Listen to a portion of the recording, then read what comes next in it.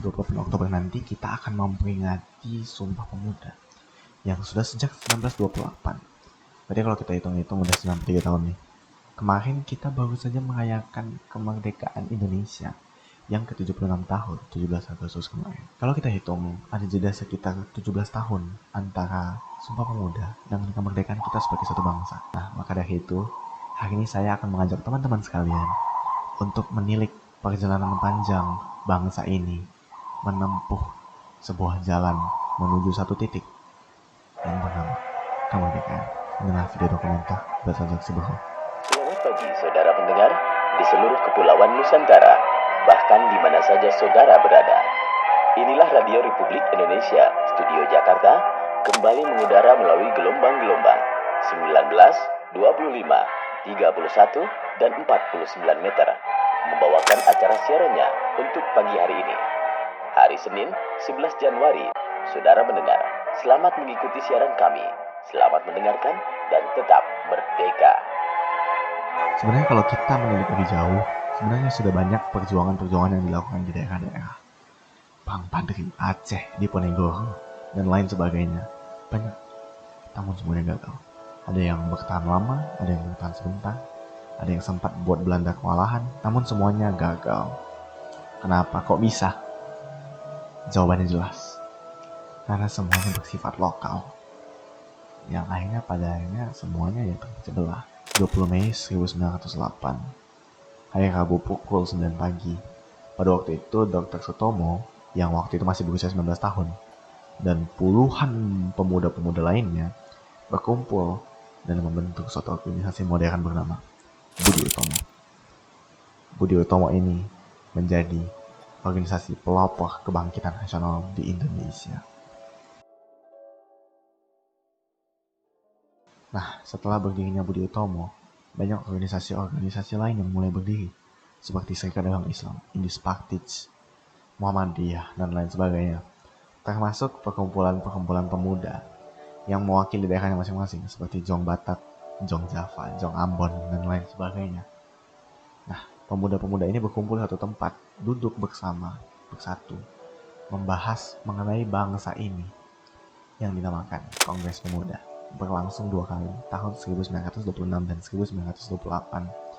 Hasil dari Kongres Pemuda ini, itulah yang kita kenal sebagai Sumpah Pemuda, di mana isinya berkesimpulan bahwa kita, para pemuda-pemudi Indonesia, bertanah air, berbangsa, dan berbahasa yang satu, yaitu Indonesia.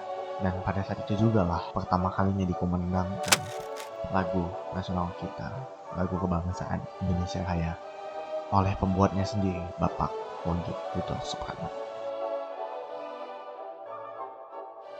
Nah, mulai sejak saat itu, banyak tokoh yang mulai aktif bergerak dalam pergerakan kemerdekaan Indonesia.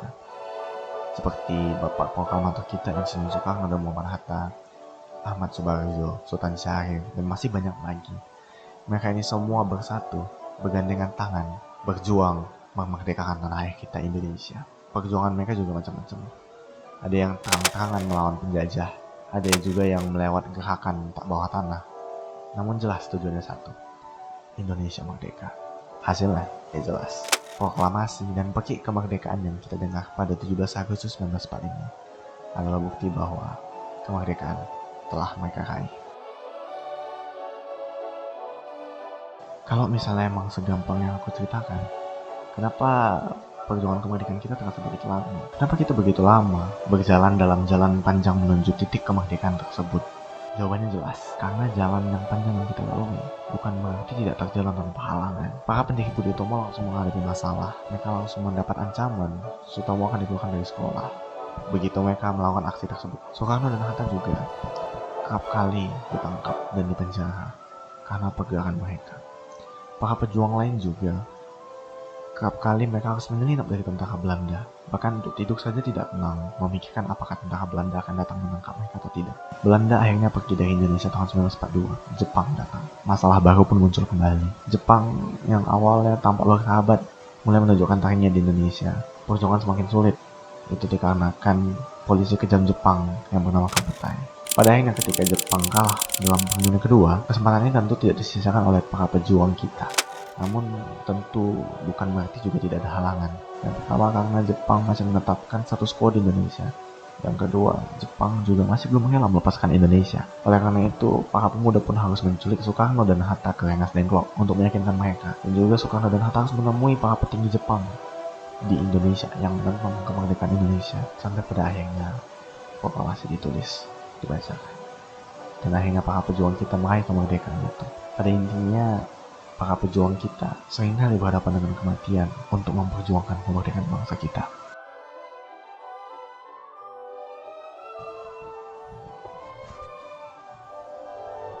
Nah, apa sih intinya kita menilik balik perjalanan yang panjang ini? Ada dua. Pertama, karena ada nilai yang mereka tinggalkan dalam cerita yang panjang ini. Setidaknya ada tiga nilai yang aku dapat dalam cerita ini yang aku percaya para pemuda Indonesia harus miliki, termasuk aku di zaman sekarang. Yang pertama adalah persisten. Pejuang-pejuang kita kerap kali gagal dalam usaha mereka. Namun mereka tidak menyerah. Mereka terus berjuang sampai akhirnya Indonesia benar-benar merdeka. Yang kedua adalah rasa nasionalisme yang tinggi.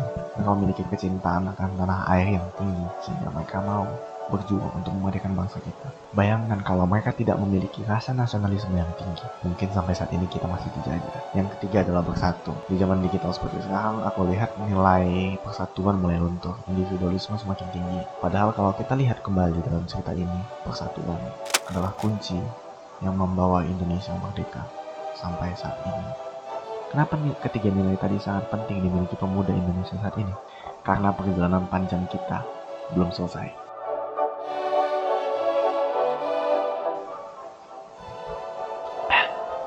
Ya, ini akan sekaligus menutup video ini. Inti kedua dari menilik sejarah panjang bangsa kita adalah karena perjalanan panjang kita belum selesai.